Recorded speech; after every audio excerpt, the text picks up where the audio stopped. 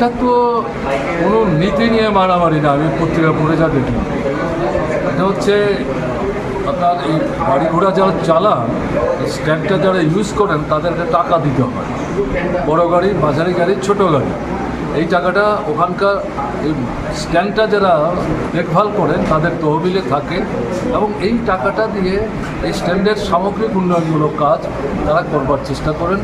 এবং তাতে কোনো কোনো সময় যদি শ্রমিকরা কেউ খুব অসুবিধায় পড়ে যান, আর্থিক সহযোগিতার দরকার হয়, চাইলে পরে অতীতে আমরা যা দেখেছি এখান থেকে তারা সাহায্য পেতেন, কিন্তু এই সময় যেটা দেখা যাচ্ছে কোনো সাহায্য পাচ্ছেন না।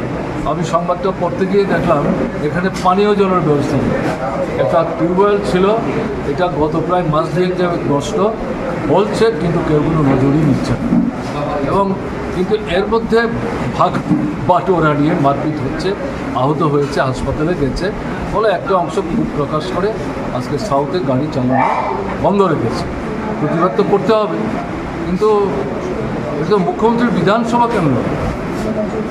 এবং অদ্ভুত ঘটনা, একজন যে মার খেয়েছে সে বলছে তিনি কী করে মুখ্যমন্ত্রী হয়েছে, আমার স্ত্রী 5টা ভোট দিয়েছে।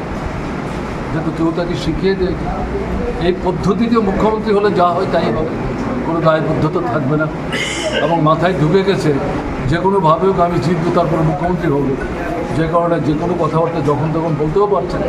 বলে এই যে ঘটনাগুলি, দৈনন্দিন যে সমস্যাগুলি, এগুলো সমাধান করার জন্য মুখ্যমন্ত্রীর কেন্দ্র বলে আমি বলছি না, কিন্তু প্রশাসনের একটা রাজ্য কেন্দ্র থেকে দায়িত্ব গ্রহণ করা দরকার, সেটা তারা করছেন না।